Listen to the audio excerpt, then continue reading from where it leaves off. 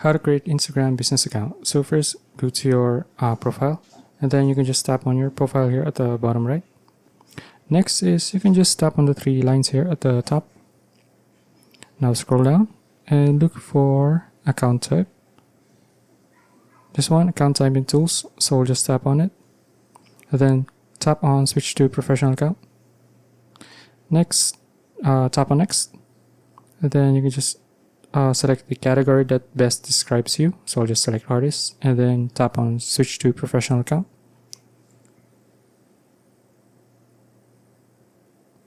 Now from here, just tap on business and then tap on next.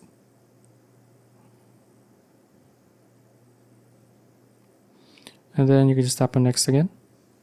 And then you can just add all your business details here, and then you can just tap on next again. Now if you want to log into your Facebook account, you can do that, but I'll just skip this. And then you can just complete these steps here if you want. And then just close this. Now let's check our professional or our profile again, just to see if it worked. And there you go. Okay, so that's it. If you found this video useful, please like and subscribe for more videos like this. See you in the next one.